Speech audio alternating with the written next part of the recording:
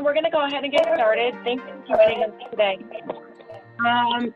We are here today to talk about COVID-19. When we started this idea of having this panel discussion a few weeks ago, things were different then, right? Things are seemingly changing every single day. And at that point, we were just opening up businesses here in Iowa. In that short of time, again, things are changing. Cases appear to be increasing across the state. So I don't know where this is going to go. Our panelists are going to talk about what they are doing today to protect them as their employees and their customers from the spread of COVID. So thank you all for joining us today. We really, really appreciate it. And today we're going to have our panelists talk about what they are doing in their establishments. They'll share with you for about 5 or 10 minutes. And again, we have panelists from nonprofit sectors, restaurants, retail, insurance, HR, and the salon industries. They're going to share what they're doing.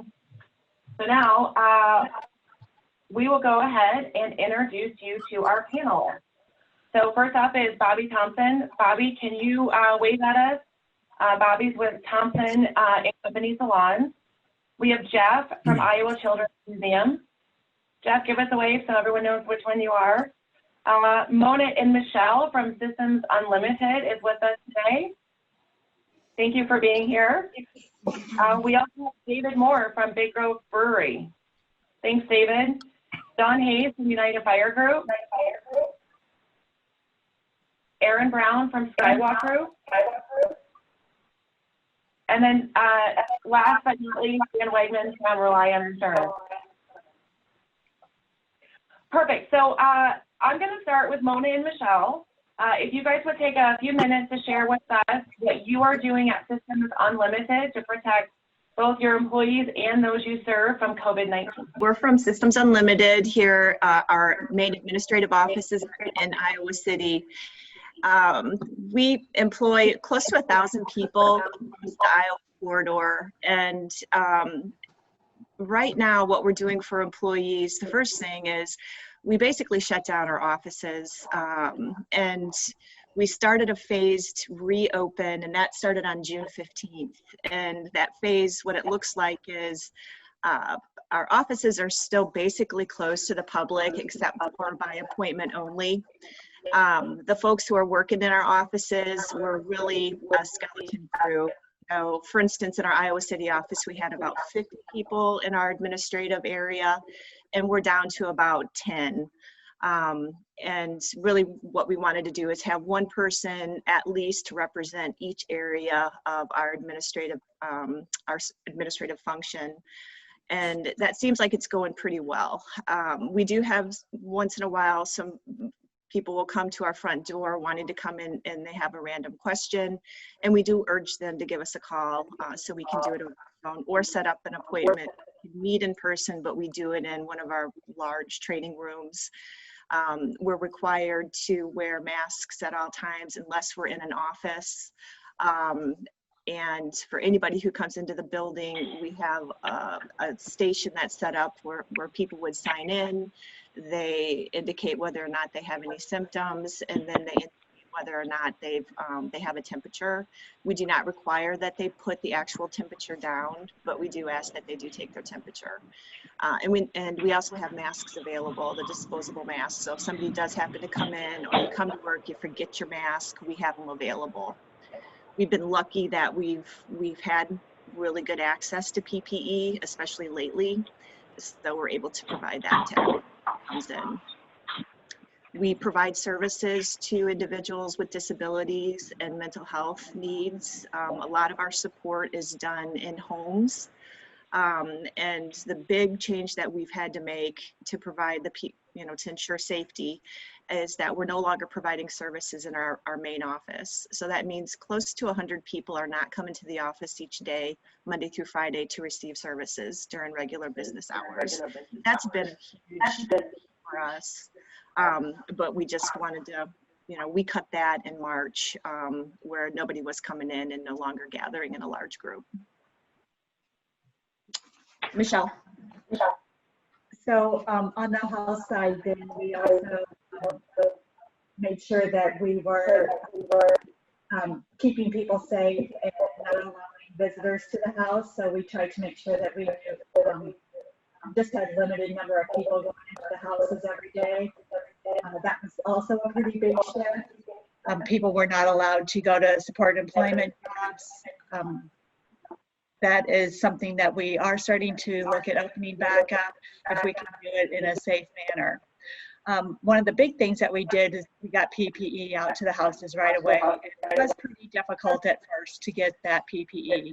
We didn't have, well, I mean, we didn't even know what PPE was, right? You know, back in March, nobody even heard that term, PPE. So one of the first things we did is that we had a project going where we had several people making cloth masks, and we were able to get enough cloth masks to provide one to every single person that provides services to our folks. After that, we were able to, between myself and a couple other people, going online, going through eBay, Relion gave us some masks. Our association has been, Iowa Association of Community Providers has been really helpful in getting us PPE, whether that's the K95 masks or the surgical masks. We found a source for face shields that we used, and we were able to get some disposable gowns as well. So that's kind of where we're at today. Great, thanks. We'll probably dig into some more detail when we get to the questions, but thank you, ladies. David, go ahead and tell us what you are doing at Big Grove. Yeah, so for those that don't know kind of what our motto was before COVID was very much a self-serve. This is your living room. Come on in, and if you want to smash 15 tables together and hang out for hours on end with 50 people, go right ahead. We were kind of built for that. Our brewery, we've got basically two different businesses here. We have the brewery and the tap room.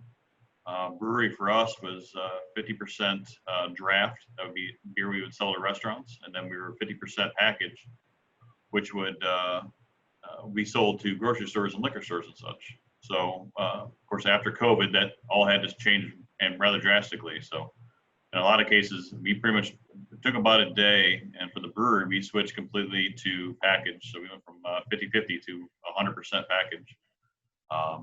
There's supply chain things we can discuss later on if the question comes up, but there was a lot of things that went into that decision. But the demand we thought was going to be there, we were correct, and it went gangbusters. Inside the tap room, during COVID, before we could open, we switched to a curbside dinner experience there. We then added a drive-through, which was kind of a cool feature on Saturdays. We allow people to come in and buy food and drink. We do specials once a week, every Saturday, and that took off. That was a really good feature for us, and in a way for our customers to still support what we were trying to do. When we did decide to open, that service model we had to drastically change. We didn't have any servers.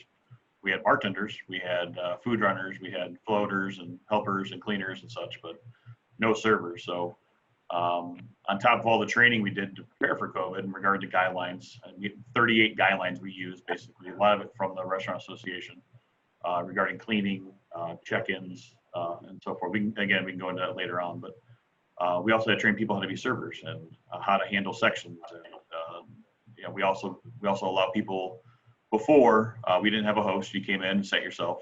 Now we needed a host and catch people and walk them to the table.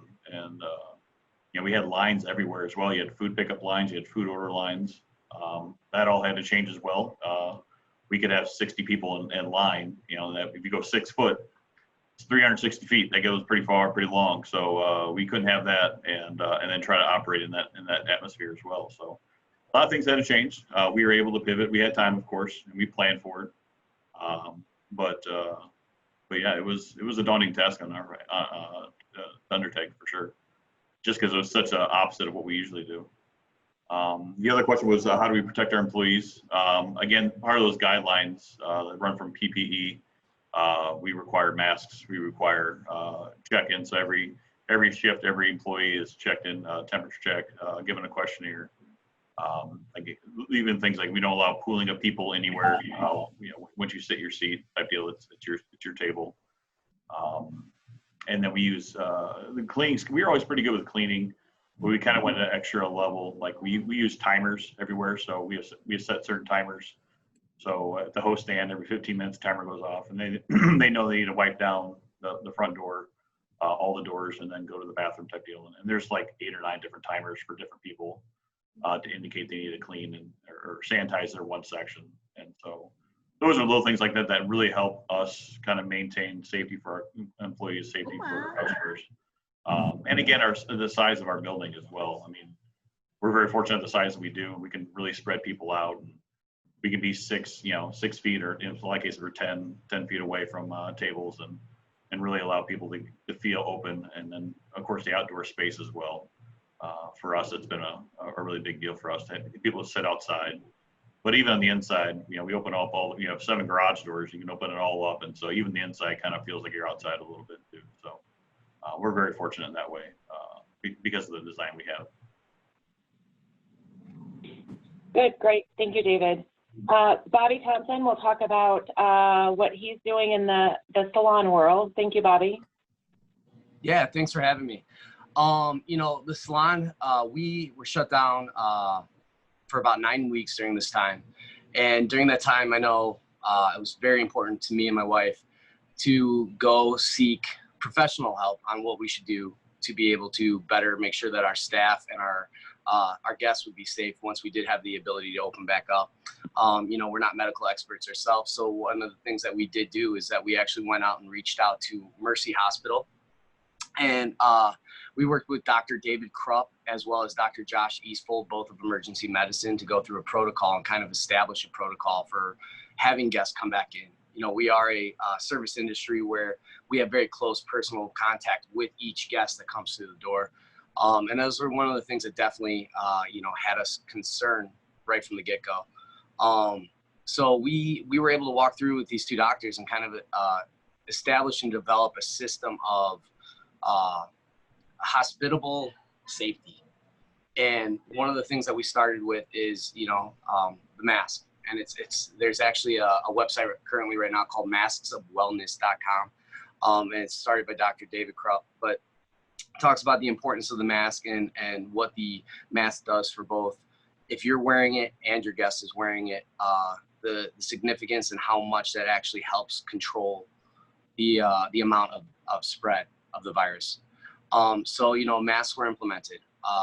We ask our guests still currently to this day, masks are an absolute must coming into the salon. Our staff have masks as well. We have, then we went through touch points and, kind of made sure that each touch point had an area where we started to eliminate touch points. One of the things that we did is, the foot openers where we'd be able to open a door using your foot. So you didn't have to actually touch the thing itself. We have a hand sanitizing machine that is directly next to the door that you sanitize your hands. Then we do a touchless thermometer system for not only every guest, but also every employee. And then they sign in, letting us know that, reading through, and we go through the sign in with them, stating that they do not have any symptoms and have not had symptoms for the last 48 hours. At that point, it's time to go to work. And what we do is, we're in the hospitality business where we're trying to make people feel good about themselves and really excited to be there. And then we have a mask and all these procedures going forward. That was the thing that I think I had not the biggest concern about, but was a major concern for us. But it's funny how to learn how to smile through the mask and like to give people that positive feeling. We have stepped up not only our game with like the touch points coming in, but also, these are things that, standards across the board. We were a really sanitary salon beforehand, but there's some things that we'll keep regardless, COVID or not, from here on out. A couple of those things is disinfecting every seat between use. So the second that you sit down, you're sitting in a clean seat. The second you get up, there's a clean seat, we clean the seat off right then. Hair is immediately swept up. It's no longer sitting on the floor. It's no longer waiting. You are sweeping before anyone gets out of that chair. We put up dividers in between the shampoo bowls. So that way you're making sure that there's absolutely no contact from the person next to you. We also put them up in the barbershop area to make sure that, you're not sitting directly next to the guest. We turn stations so they're a little bit pivoted. And that way we have a 6'6" spread between guests. We made stations where instead of having one station, each stylist actually has 2 stations where they can work between, but that way it eliminates having people stack up right next to each other. A couple things for policies. One of the things that we had just gotten was a brand new waiting room. We like to do that once a year. We had to get rid of that brand new waiting room. That now is a processing room. So if you have the color on your head, we got 3 new chairs that are all easily cleanable. And we allow our guests to be able to process with color over there now, but no guest is allowed to wait inside waiting for their appointment. We will call them when we're ready for them to come in. Another thing that was big for us was a touchless checkout system. So just like a gym membership or anything else like that, we have cloud service that we went out and got that stores information for the guest in order to make sure that they don't have to come in, put a credit card through, sign anything of that nature. And I think that was important as well. And then one of the things that I know helped us really as a business itself, we conveyed this to our guests. We used the time that we were closed down to practice a little bit before we got back into the salon, and put a video out actually on our social media channels, kind of taking step by step what we expect, what our precautions are, what are things that we are expecting, not only our stylists, but our guests as well, coming back into the salon. And we've gotten a lot of positive feedback on that.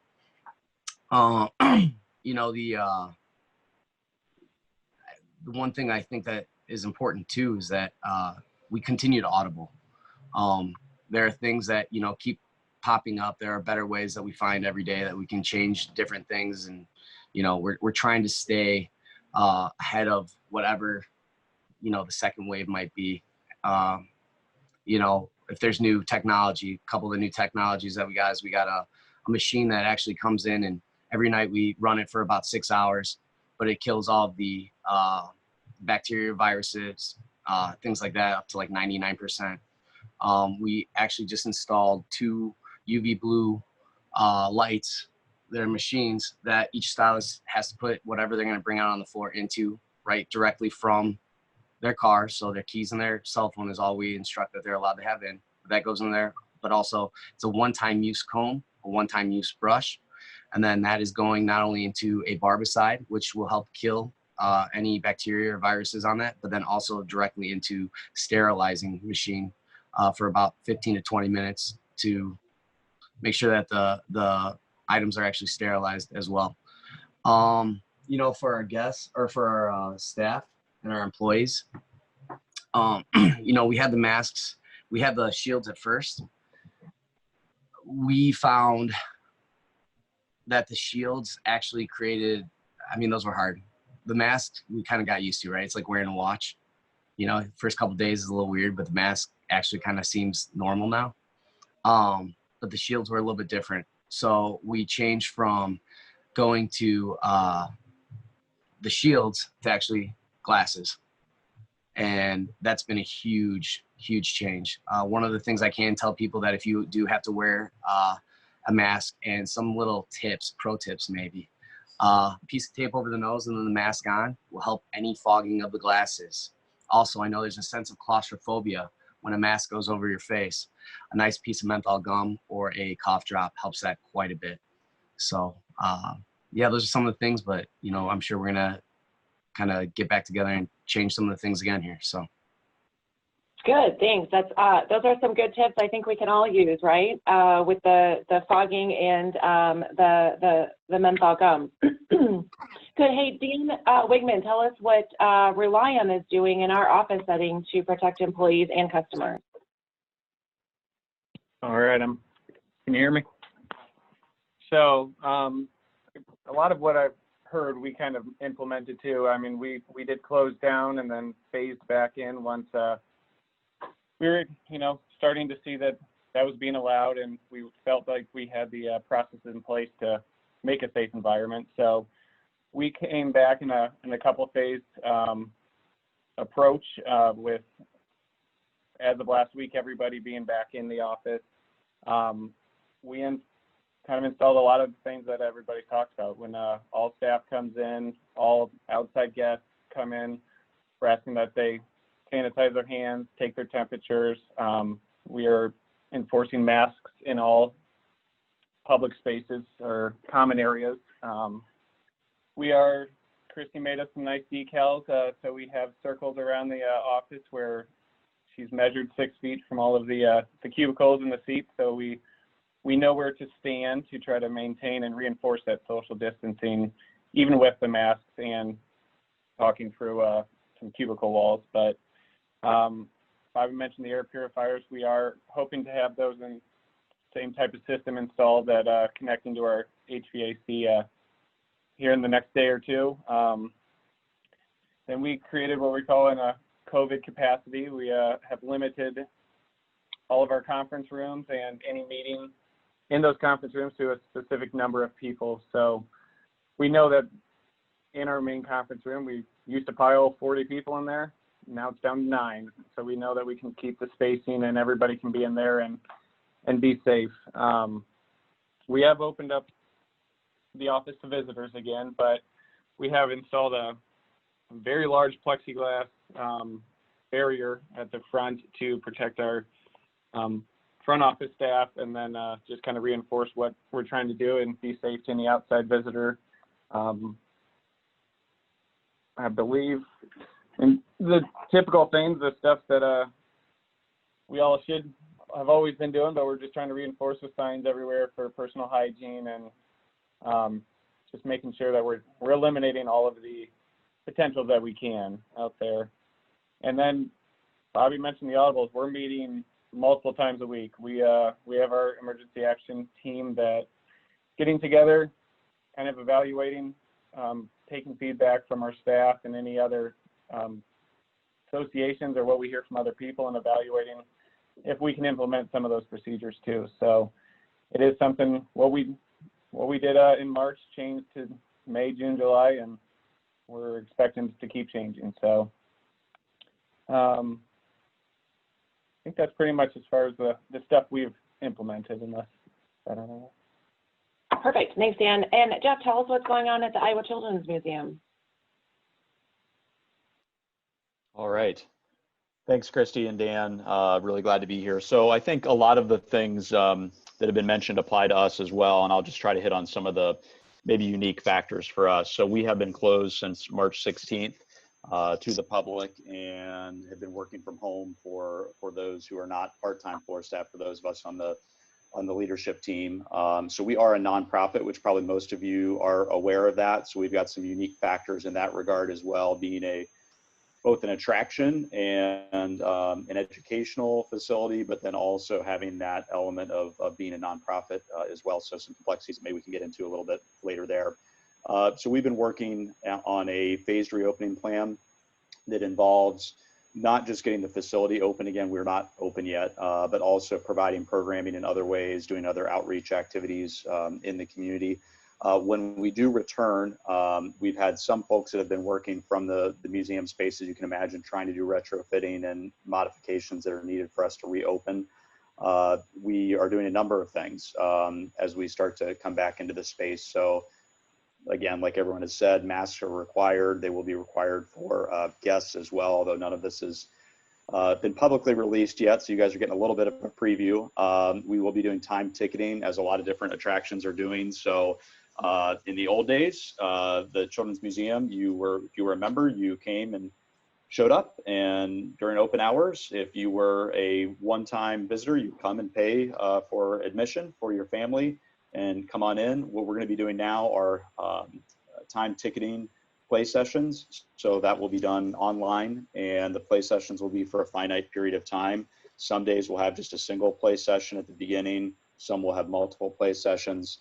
and it will be at less than 10% of our kind of allowable capacity. So it's going to be dramatically different at the beginning, but the goal is to try to keep people obviously safe, socially distanced as much as possible, and a lot of different things. I think, Dan, you were talking about the vinyl circles on the floor. We're doing a lot of that, looking at traffic flow and making everything as touchless as possible. In a high touch environment like ours, that is admittedly very challenging. And I think that's why you've seen businesses like children's museums, despite museums being allowed to reopen in the state of Iowa, it's been limited, and it's definitely been limited in our industry across the nation, just because of the nature of what we do, which is frustrating, but we all have our challenges, obviously, that we're dealing with. So we've more than doubled the number of hand sanitizer stations that we have in the space, which we feel is a nice upgrade. Also, as Dan and Bobby and some others were alluding to, think about David's situation at Big Grove, and we have the opposite. If you look at the building behind me in the mall, I know many of you have been there before. There's not a lot of ventilation. There's not a lot of air movement. We can't open those wonderful windows that you see behind me there, unfortunately. So we have a quote on an air purifier system that will be in conjunction with our HVAC, and we're going to be doing that as well. We anticipate within the next week or so.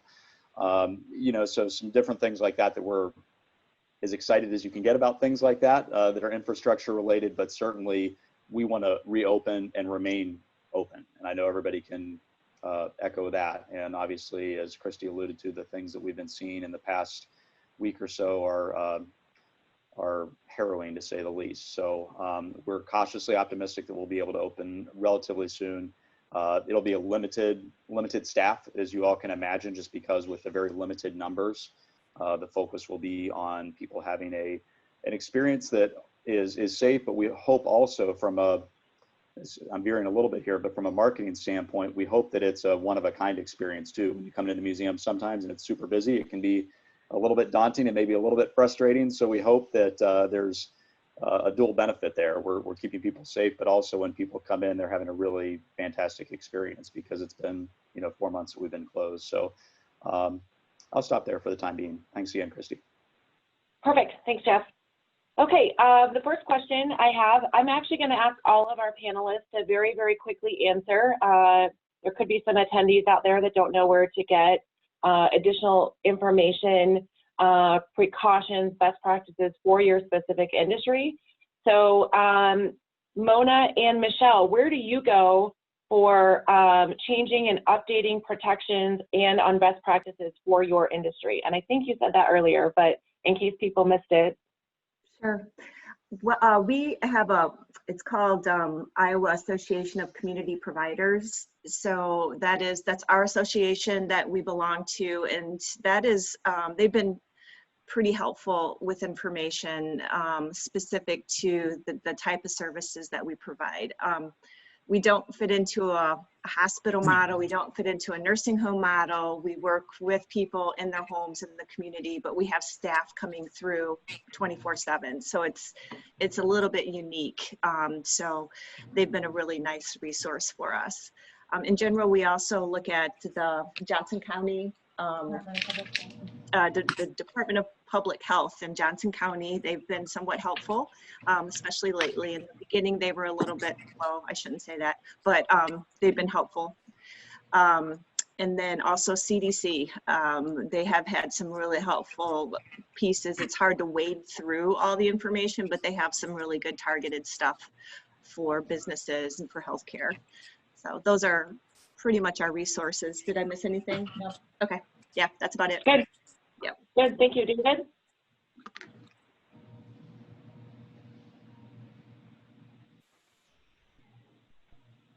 Yeah, for us, it was CDC. That was usually kind of the standard there.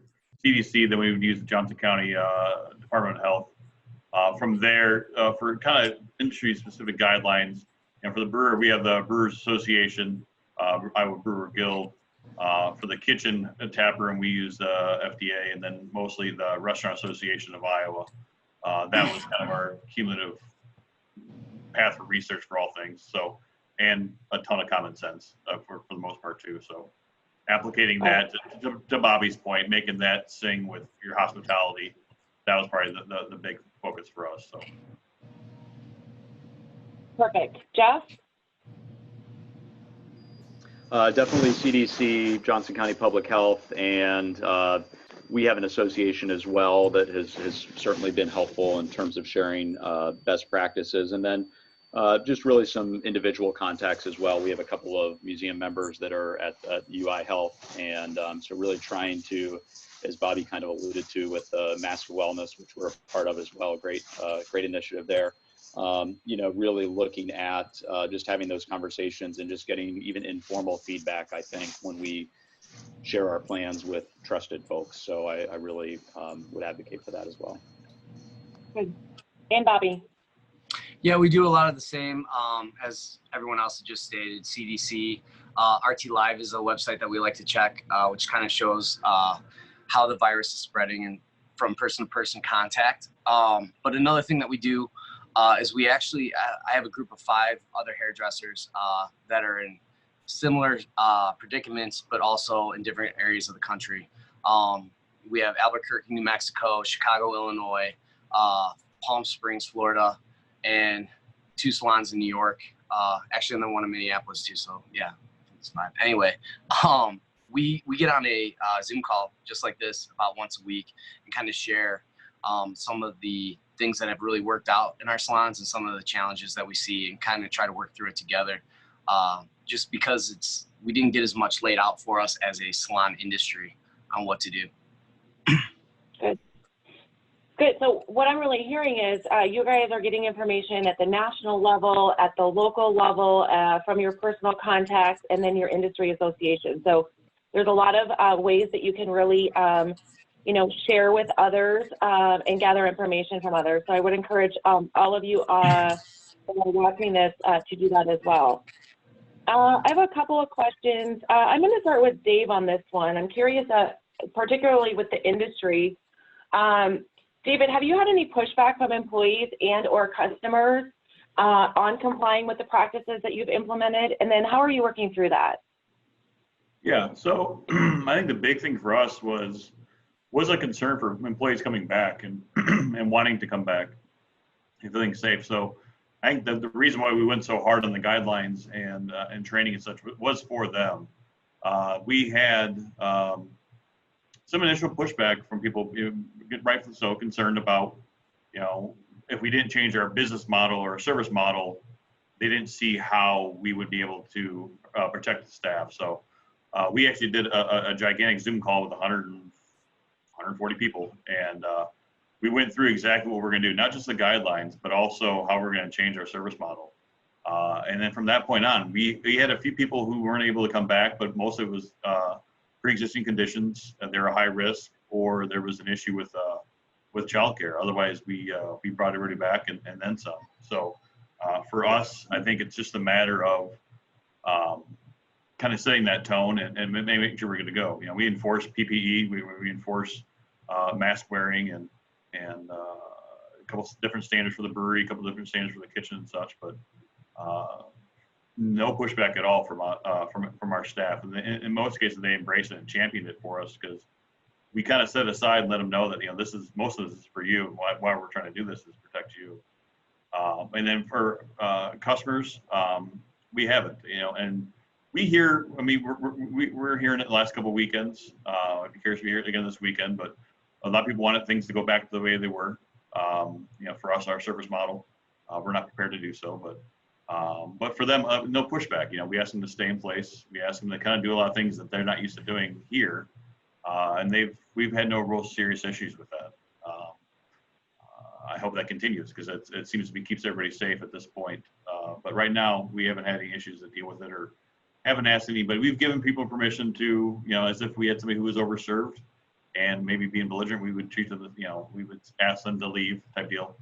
If they couldn't comply with some of the rules we're trying to do, we gave permission to the managers to do the same, but we haven't had to act on that yet. So. Good. Bobby, same question to you. Yeah, that was the big question mark, right? Was saying, like, how would our employees react to coming back and feeling safe. I think the biggest thing that helped us hands down was communication and making sure that there was an open line of communication with them throughout the 9 weeks that we were off. We definitely made sure that we did, like, once a week, a Zoom meeting, and that would either be something that would be going through, some of the things that we're seeing, discussing some of our fears, kind of addressing those, because I think that's important, is to talk about the fear in order to better create a solution to solve or to figure out how we're going to, attack it. But then having fun with them on some of the Zoom calls, and, kind of making it almost like I don't want to say a happy hour, but maybe we had a couple of drinks here and there on the Zoom calls with our staff. And then when it came to the time that we were getting back to open up, going through and having 2 days of practice, talking about what we had to do as a group. And we're really blessed that we have, we say it all the time, but our team's our family. And we conveyed to them how important it was to create safety for them. And then to hold each other accountable. So it wasn't just coming from myself, my wife, or our team lead. Literally every single person came in holding one another accountable. And if somebody, had failed to do something, we didn't get upset or do, whatever. We identified it and kind of picked them up. And it was, from what I heard from a couple of my buddies across the state, or across the nation, we had a pretty easy time of it. But I've heard some other stories about getting people back from the unemployment side of things has been very difficult for them. So we'll address that too. Excuse me. Are you having any pushback from your customers about having to wear masks or having to have their temperature taken, Bobby? We've had 3 people that have gotten really upset about wearing a mask. And we've held our ground. You got to wear the mask. It's one of those things that, we try to explain, like, the importance of it from a health standpoint. We explain that we've met with health professionals. I know I had a guest that thought it was fake, and kind of a point of control. And he said that the only reason he was going to put the mask on is because I had to make, or because we were made to do that by the government. I reassured him that the government wasn't making us do that. It was our call to do that. And it was because of being down for 9 weeks, having stylists that haven't worked in 9 weeks. We can't chance them getting sick. They can't chance getting sick. So this is their livelihood. And to keep those around them, others safe, it was a kind of a, I don't know, I probably went a little bit above and beyond what I should have, but I've kind of called out morals a little bit. And, it was, he got his hair cut. So either way it worked out. And, the people that we have had that have, like I said, it's only been 3 that have complained. Of the 3 that have complained, we've had 300 say, thank you for doing what you're doing. So. Good. Yeah. Thank you for that. I'm curious, Jeff, I know that you're not quite open yet, but you made a couple of comments about how you're changing the way that you operate, excuse me, and how you think that there's some positives there. So I'm curious, I know you haven't quite opened yet, but do you see any of the controls and protections that you're implementing for when you do open? Do you see any of those carrying on beyond the threat of COVID-19?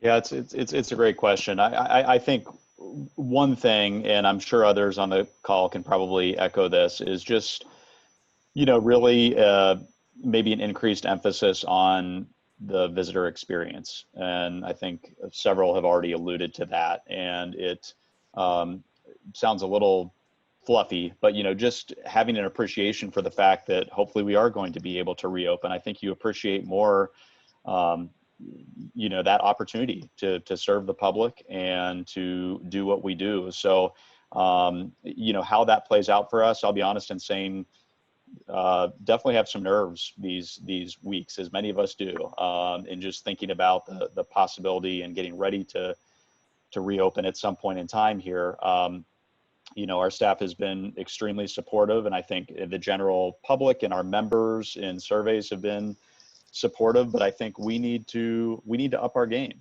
And I think, you know, there's sometimes a sense that, you know, our museum kind of runs itself, and we do a good job, and we update the exhibits and we keep the place clean and all of those things. But what more can we do, knowing also though that we're not going to be right up in people's faces when they're, you know, trying to play in our space, you know, and how does that change the dynamic? So I think there's a sense of hopefully that strong emphasis on the visitor experience definitely carrying over, and something that we will continue to do. But what that looks like, we haven't had that experience yet that others have had, where we've had that kind of trial run to know. So I'm optimistic, but I'm also daunted by it a little bit.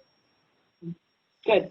Mona and Michelle, have you guys put any, implemented any protocols, best practices that you think that you'll carry through after the threat of COVID-19 has passed?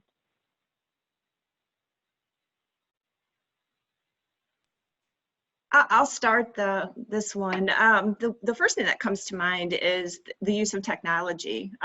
Because we're so scattered, we had a really difficult time touching or being able to pass on messages to get feedback from the majority of our employees. And we've been using Zoom meetings, not just for department meetings, but also for town hall. So across the agency updates with management and with Casey, our executive director. And the number of folks who jump on, it's just been really, it's so nice to see.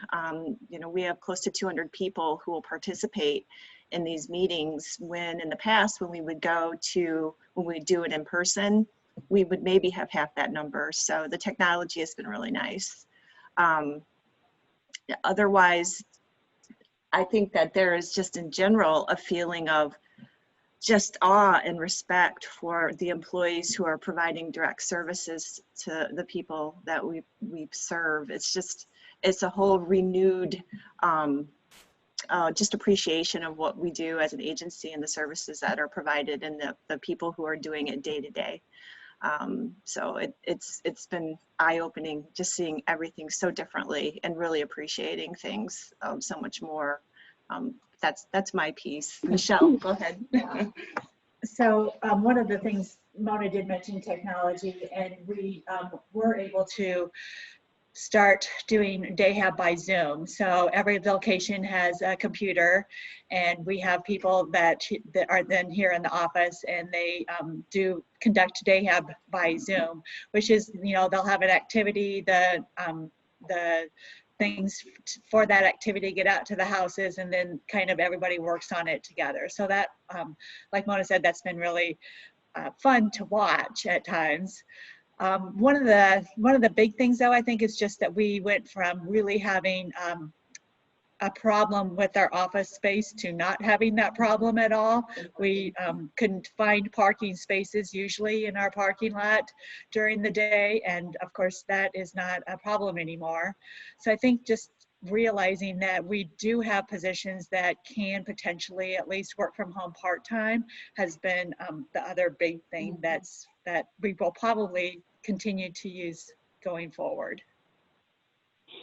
Good, thank you. So David, I'm curious, you mentioned that you have changed your service model due to this. Do you think that any of those changes you'll continue to carry through? He asks that on a daily basis, to be honest with you. You know, because our numbers are good. I mean, right now, currently, even at our capacity decline, our numbers are good since we've opened. And so we wonder what that is, and we'll dive into it and we'll try to figure that out. I mean, I always compared it to you know, those that lived through the Depression. They had these traits or habits that they garnered through the Depression. You know, resourcefulness, you know, never throw anything away type deal. I always wonder what's going to carry on through this. And I think, to the point that was mentioned before, technology will be a thing that I think we're going to try and use. We worried a little bit about implementing some technology that will maybe lessen the hospitality experience a little bit. But I think people are willing to embrace it, you know, whether it be ordering on your phone instead of going to the counter in the future. You know, little things like that. You know, somebody mentioned Zoom meetings as well. You know, part of a day was traveling back and forth to go to a meeting off-site and then come back. And the hours that we've gained by not traveling to a meeting and doing it online has saved numerous amount of hours per week. But I mean, our focus will always be will always be the hospitality side. Yeah, I could see like the cleaning. I could see that staying, you know, and just we were always pretty clean, but until you kind of go to this regimen, you realize maybe not as much as you thought, and I think that would probably be something that would stay. But it's be hard to tell. It's gonna be, you know, market driven. You know, should be, you know, we get through this, and I don't see it for some time, but you know, I don't see us going all the way back to where we were. But again, everything changes week to week, so Right. I could be lying to you right now for all I know. That's right. Well, thank you for sharing that. So we're going to bring Aaron and Don into the conversation, our HR and workers' comp professionals. So Aaron, I have a question for you. As many businesses have reopened, some are phasing in that approach, some are fully open as much as they can be. But as employers start to call employees back to work, what do they do if someone's refusing to come back? Yeah, so a lot of the employers I partner with, we have some that have flat out refused. We've had some that have requested accommodations. So it depends on the industry. One of the things though is if we've done a recall, that person is no longer eligible for unemployment due to COVID-19. So that's like the big thing right there. That is their option. They can come back to work or they can seek work elsewhere, because now we have this opportunity where work is ready, we're ready and available to start servicing customers, clients, whatever the industry is.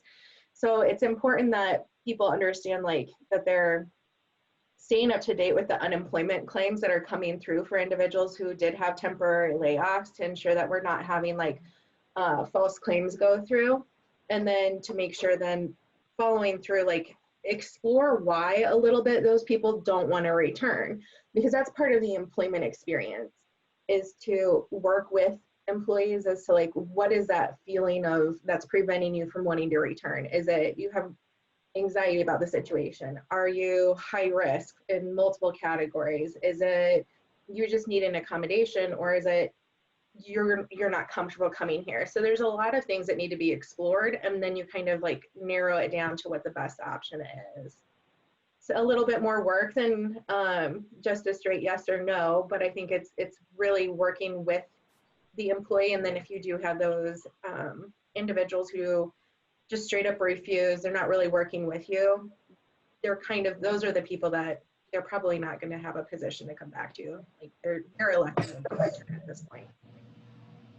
Okay, thank you for that. So, Aaron, you mentioned accommodations. Can an employer deny accommodations for an employee? So what does that process look like?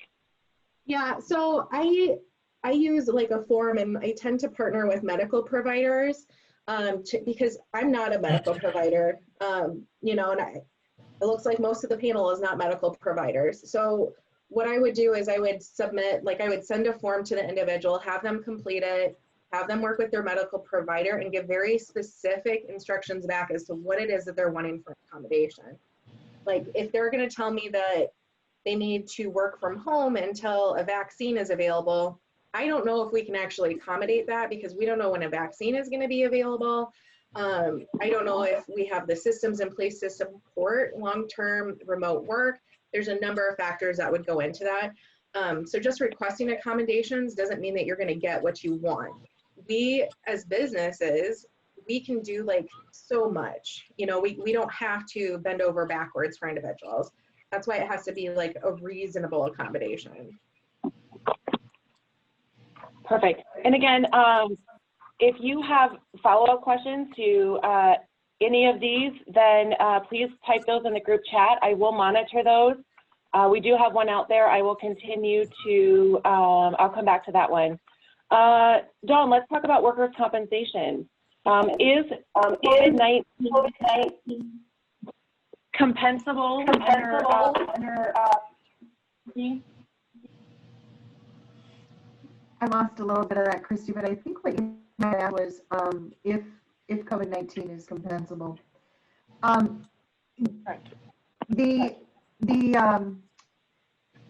The fact that we may have a individual who presents a claim for a work-related exposure to COVID-19 really doesn't change that research and investigation piece compared to any other time that we're investigating injury or illness claims. Research and investigation is to determine if an injury or an illness arose out of it in the course of employment, and if that employment is a substantial contributing factor, which is an Iowa standard, to that diagnosis. And that remains the gold standard to determine compensability. And claims professionals are going to continue to investigate claims the same as we have in the past. The medical evidence is always greatly weighted as to whether something is medically compensable. So essentially, the Iowa statute remains intact from any pre-COVID situations for non-health related professions. And employees have the burden of proof to prove that their injury or illness arose out of and in the course of their work.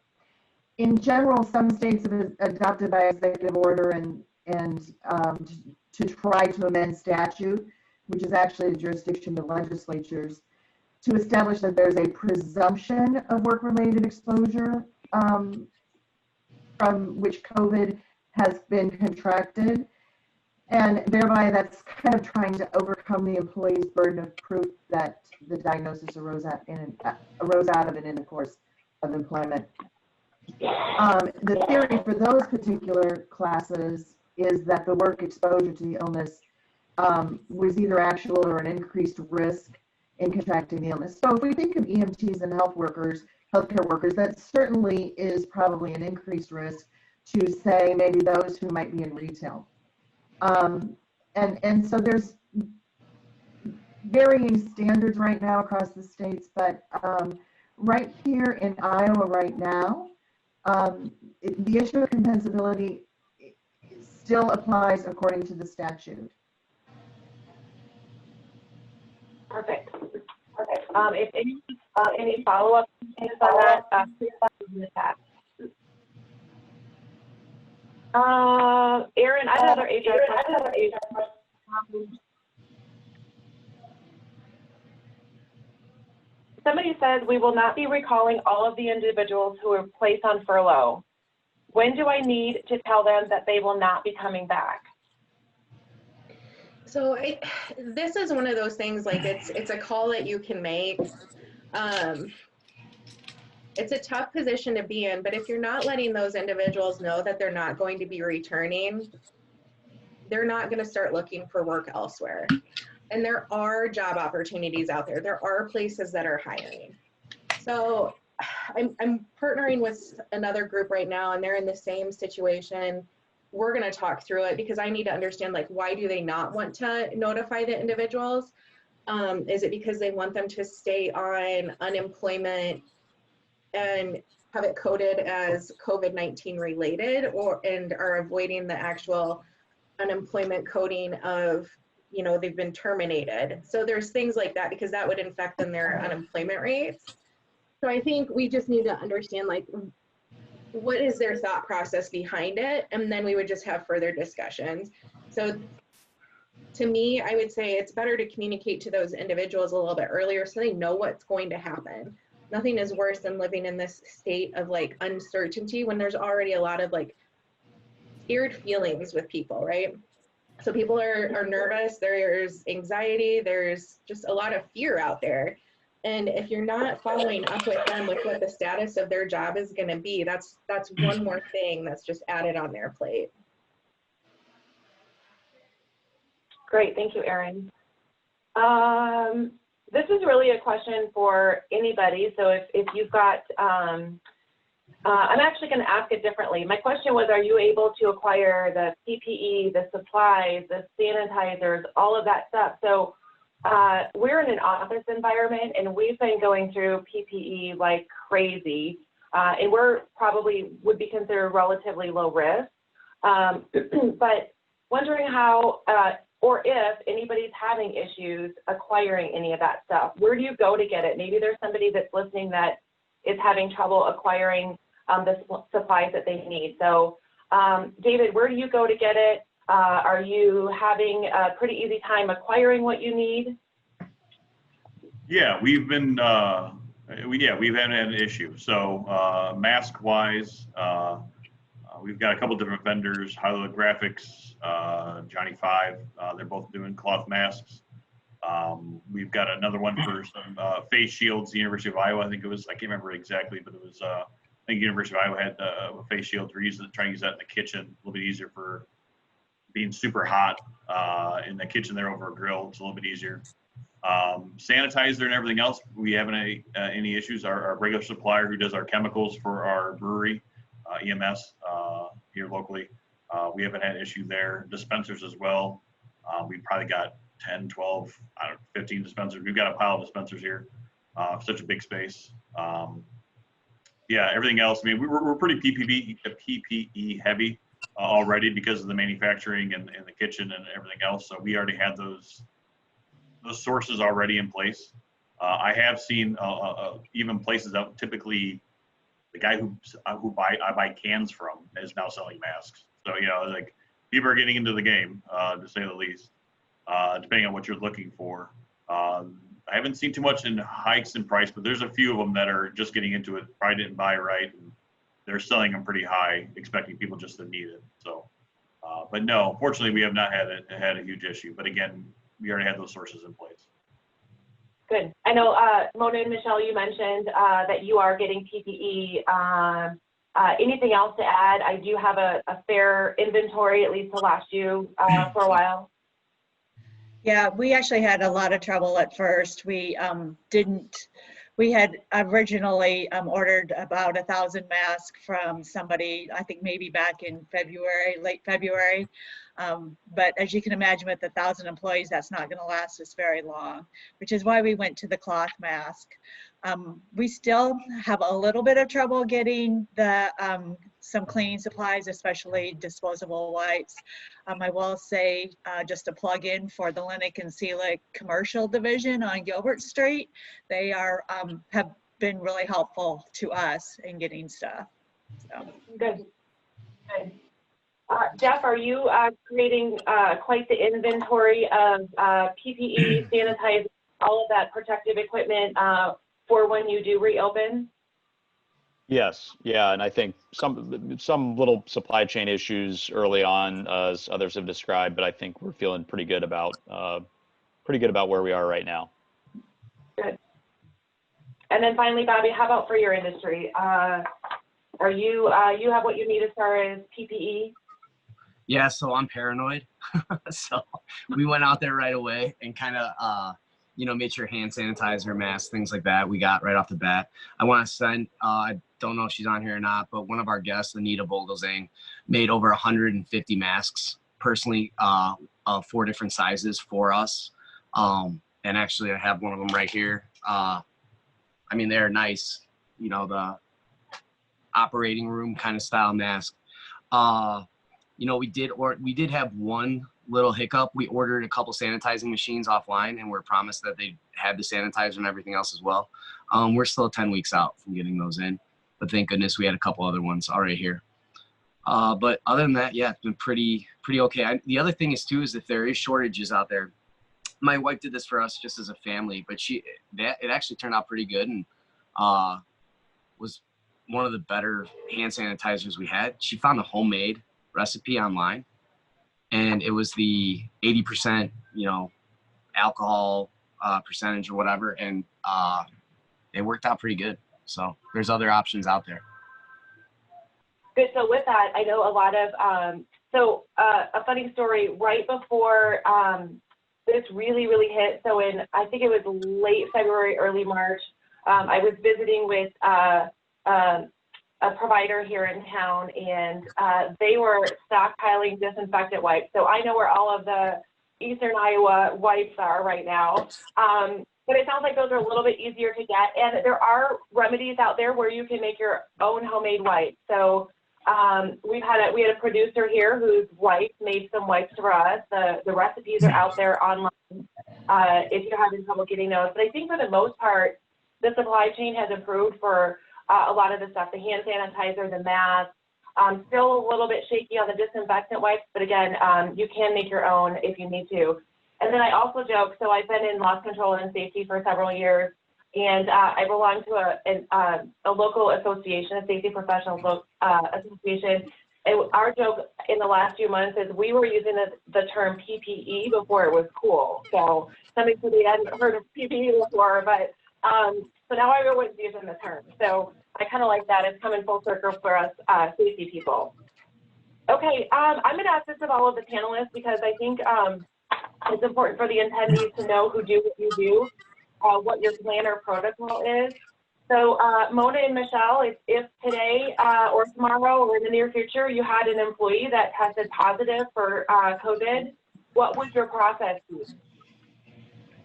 How would you manage that?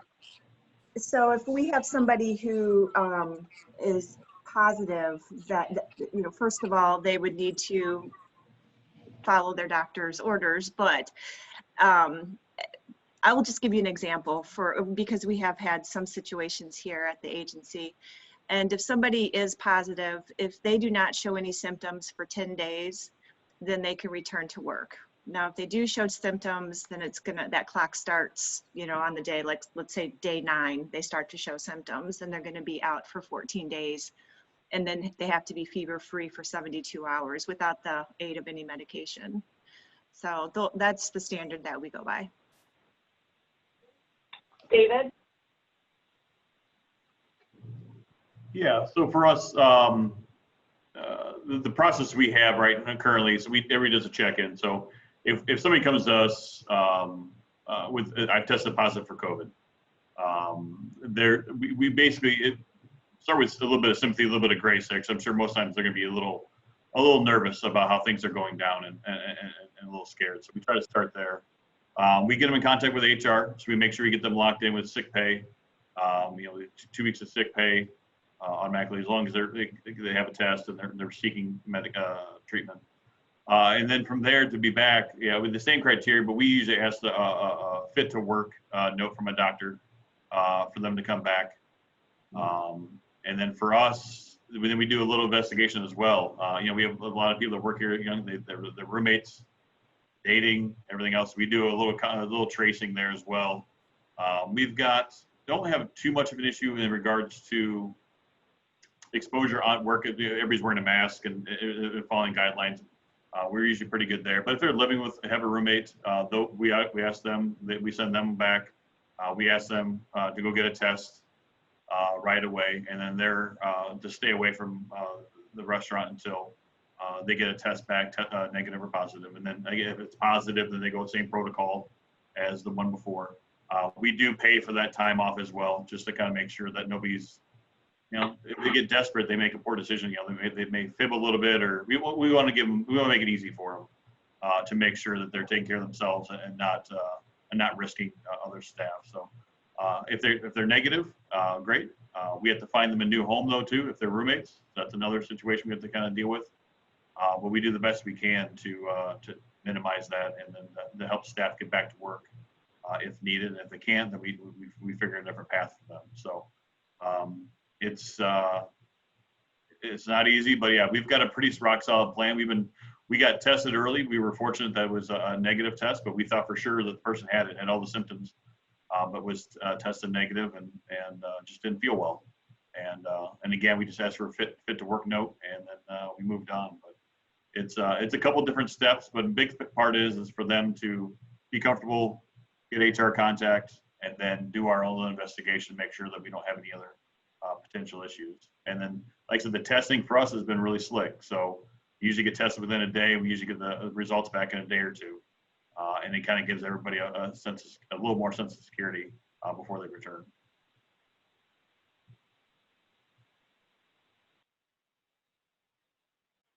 I think Kristy's calling back in, but Jeff, is there a similar plan for you guys if somebody is going to or does test positive? Yeah, and we've had such limited numbers working in the office that we've had a very kind of base plan for protocols, and we're still ironing out what that's going to look like once we're welcoming back our part-time staff. So a lot of elements have already been talked about, but really nothing to add. I'm back. I got kicked off technology, but it's been working great so far. Okay, so let me get to the next question. Erin, do you have anything that you'd like to add on the employee testing positive from an HR perspective? No, I really advise very similar to what they're doing at Big Grove, like work with the employees. It's a really scary time. So you want to like support them to the best of their ability. You know, and if you did have a positive, you can share that there was a positive test, because people will realize that other individuals aren't working and they're going to question what's going on. You don't tell them who. I mean, people will come to understand. But you can provide like, yes, we've had a positive, and if you guys are concerned, you know, come and talk to me or whatever. But as long as you guys are following best practices, there shouldn't be a lot of that like fear in relation to now I've got it because someone else had it at work. So it's all in how you communicate. Good. And Dawn, so if any of these folks do you have an employee test positive, should they fill out a first report of injury? Should they file a claim for their carrier to then determine compensability? Or should they do contact tracing on their own to determine if it was work-related? What would you recommend? So the key there is, what does the employee allege? Does the employee allege that their COVID-19 diagnosis is related to the workplace? And if they've indicated that to you, then that really is a trigger of notice, which is a legal standard in Iowa, that the employer has an obligation then to provide the carrier with notice that there's an alleged work-related exposure and diagnosis, and then allow for that investigation to take place. In situations where there is an outbreak at an employer's facility, that burden of proof might be a little less of a hurdle for that employee. In those facilities in which there really isn't an outbreak, it's very hard to say that the workplace is where the illness was contracted. And we also have to have actually a diagnosis. It needs to be a medical fact that someone actually has COVID. So suspicion of symptoms may not necessarily, that doesn't necessarily meet the burden, or a self-diagnosis. Now, testing is becoming much more available, so we may see that people do get positives much more than they might have in the last several months. If you're an employer and it is alleged that it's work-related, turn that notice into your carrier, let them investigate. If the employee does not allege that work is the exposure, you can use your discretion as to whether you think you want to put that report on file and simply have a notice with your carrier. So here's a follow-up question from an attendee. Is there a model of a release or waiver of liability for employees to sign if it is said the coronavirus was possibly contracted at work, even if all of the PPE and other controls are in place? Kind of a tough one. So Dawn? I got you real quick here. There was a bill that recently was put through. So in Iowa, we have a bill that protects businesses from coronavirus lawsuits as long as they're putting safe practices in place. So I don't know if you actually need to have like a waiver, because we have protection from that bill. I haven't seen anything. I don't know, Dawn, have you? Well, it's really going to be evaluated on individual case basis when we get to that point. There isn't a release that an employer can have an employee sign which says, I give up my rights to workers' compensation coverage if I get COVID.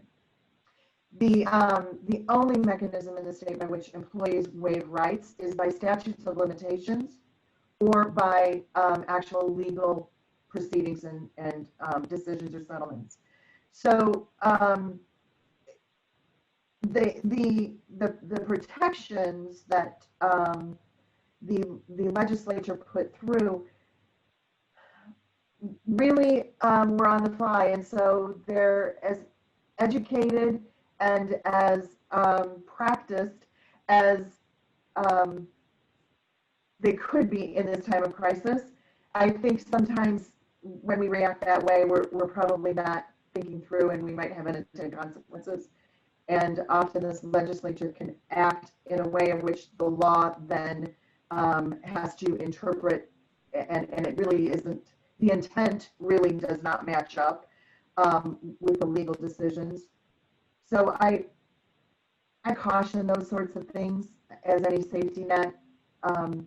We did see a first filing with the Tyson employee just recently with the Workers' Compensation Commission that the family of a deceased employee is alleging a compensable work comp claim.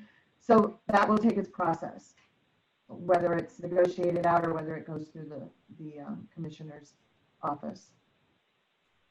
Thank you, ladies. Bobby, I have a question specifically for you. Have you returned your salons to 100% capacity? Yeah, so the way that we dealt with that is actually we dealt with that through scheduling right off the bat. We took the time during the 9 weeks to make sure that every stylist had a split shift. So what that means is that we have a morning staff and an afternoon staff for the entire team. That's based on a 36.5-hour work week.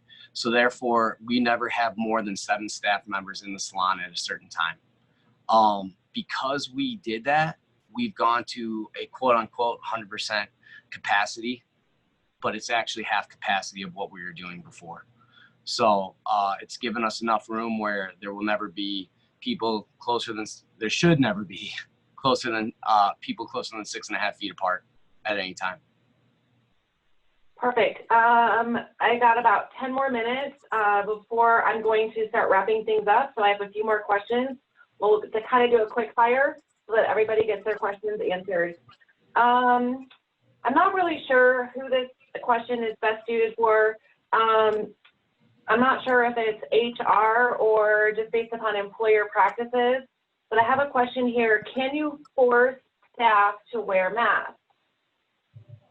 Who wants to take that one? My understanding that yeah, you could, and then that's where we're going with. So we ask that all staff that come to work have a certain uniform, and that uniform includes a mask. We saw some legal advice on that. I would imagine there's probably some pre-existing respiratory issues or some other issue that would they would need permission from a doctor or a card saying that they can't wear a mask because of another issue type deal. And I think we would work around that. We would find a way around that. We haven't had that issue, but I believe there's probably something to that effect. But outside of that, we believe that, yeah, we can ask and we insist on staff wearing masks. Yeah. Erin, I see you nodding. You agree? Yeah, 100%.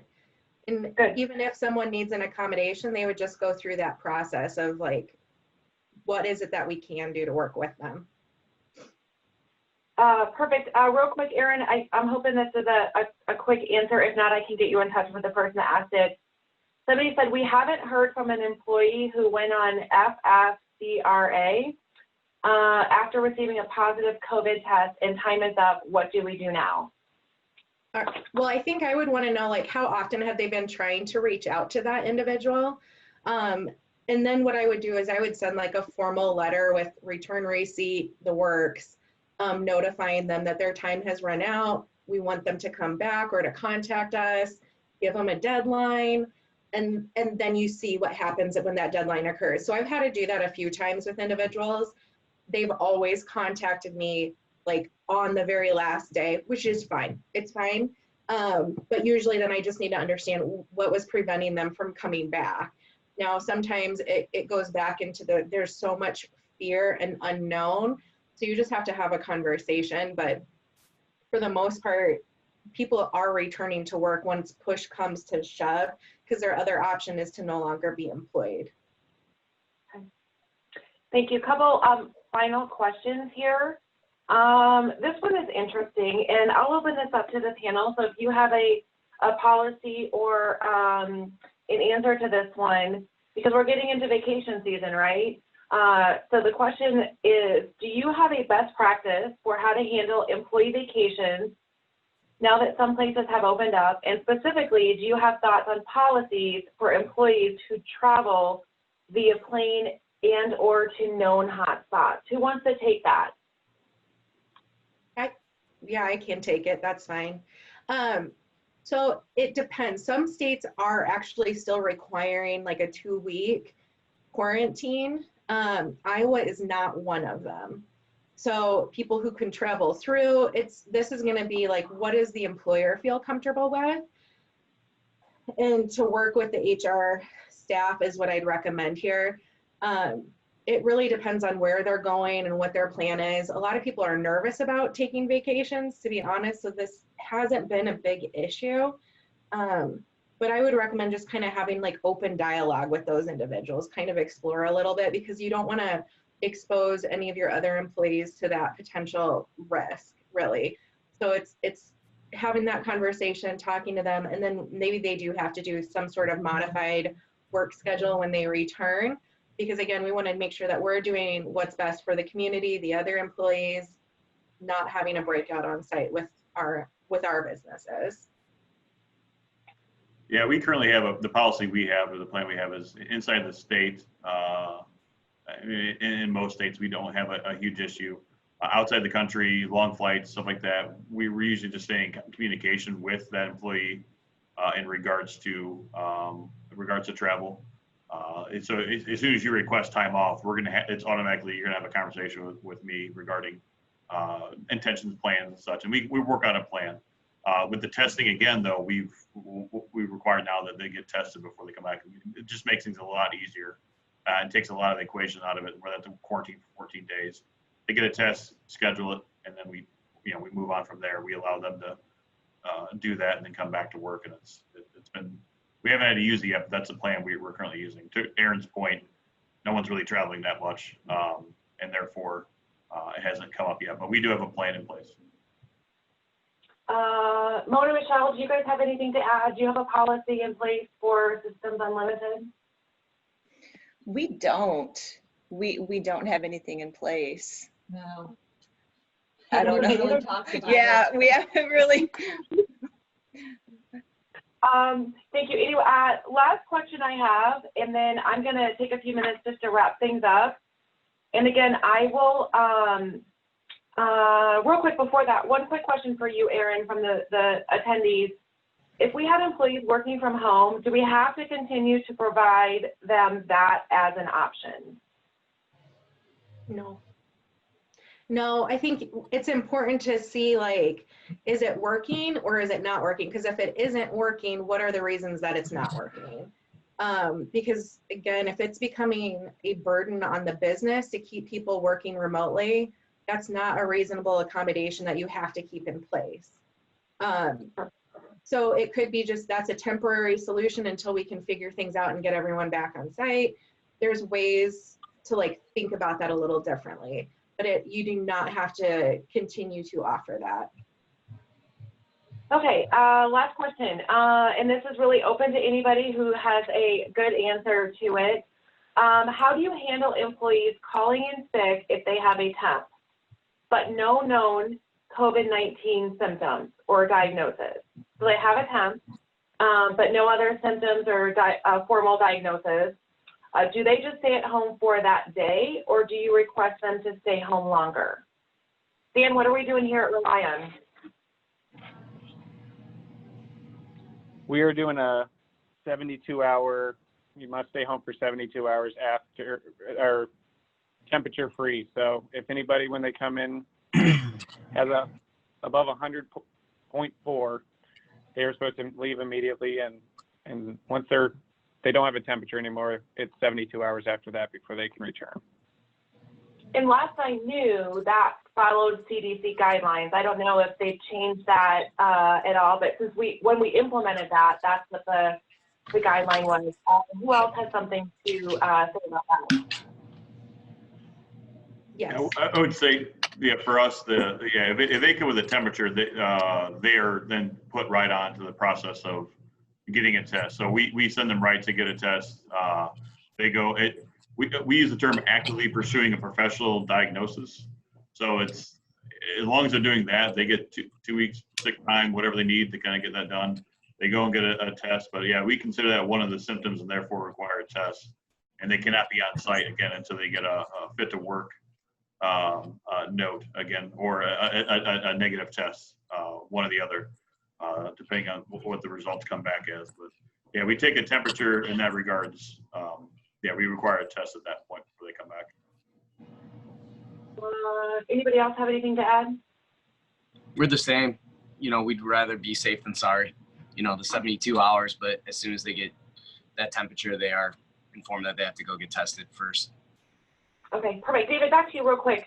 You mentioned that you're sending your staff to go get tests. So you have access to testing. They don't have to go through Test Iowa and be pre-approved. How's that working? So far, I mean, we haven't had an issue getting a test, going through the University of Iowa testing or their own doctor, whatever works best for them. We've seen, Test Iowa has been about 24 to 48 hours to get a scheduled appointment, and then again up to 48 to 72 hours to return. University of Iowa can be same day, next day, as early as that. So we've had pretty good luck with that. Yeah, the testing changes everything for us. I mean, it makes things a lot easier for us. We're already, I mentioned we switched staff. We've been going from self-serve to full serve. We've had to add 30 people to our staff. We're still way short-handed, and that's at 50% capacity. So to lose somebody for 2 weeks just because we don't know, that was a big change for us to be able to get a test done and done quickly. And the peace of mind is great too for staff and us as well. So we fall on that quite a bit. We like everybody else, we've updated our policies as things become as tests become easier. It did make things a lot better for us once testing became available. But so far, University of Iowa has been pretty much the fastest. Test Iowa's been good, and every time somebody requested a test or tried to seek a test, we're never denied. They were allowed to go get a test. So perfect. I'm going to take a minute to wrap up here. And for those of you who are watching this session, please, if you have any follow-up questions for our panel, I can certainly get you in touch with them. If you have industry specific and so on, I'm sure they'd be happy to share with you following this session as well. I just wanted to share a couple more things. So can you all see my screen? Okay. Here at Relion Insurance Solutions, we do have resources to help employers. We've got posters to help prevent worker exposure. We've got checklists. So if you want to kind of just go through, keep tabs, keep documentation of what you're doing and how you're doing it. Listen, we've all been stressed out this time of year. We've got resources on how to ease employee stress from some of our HR resources. We have a template of a letter that you can use to notify employees. You can copy this into an email as well to notify employees if you've had a positive case or a positive COVID comeback. Resources just in general for reopening your businesses. Here's more on screening employee temperatures and a lot of FAQs, which is good, on unemployment insurance and benefits for employers. We also have resources that are industry specific, so specific to what you do. We have resources for retail sector, restaurants. These are actually industry specific policies that you can implement. Residential property managers, retail workers, I mentioned. We have some healthcare stuff as well. So this is a poster on PPE and caring for patients, and general office environment. So your office environment, how are you going to physically update your office, talk about employee behaviors and so on. And then there's some resources for nail and hair salons. All of those resources that I showed you and much, much more can be found on our website. This is just a quick snapshot of some of those. We have them broken out into just general business resources, personal resources, reopening your business, and then there are some broken out by industry sector as well. And then we have much, much more. I know Michelle from Systems Unlimited mentioned that we were able to in a time of need, get them some of the PPE that they needed. So we also have access to some distributors and vendors. So if you're having difficulty finding some of that stuff, we were able to outfit ourselves with plexiglass barriers. We used a couple of different vendors for that and other supplies. I do have, again, I mentioned earlier, I'm part of this industry, the Safety Industry Association. So we have access to lots of great resources, vendors, and other professionals. So just let me know if you need anything. My number is right there. Feel free to call that, or you can email me at kryan@relion-ins. I really, really appreciate you all jumping on today, particularly to our panel. You shared some wonderful insight and best practices, and I'm sure that everybody took something away that they can do in their place of businesses. Again, any follow-up, feel free to reach out to myself, your agent, your customer service rep if you have your insurance through us. But I'm going to get you guys out of here on time. So thank you so much. Have a great day and stay well out there.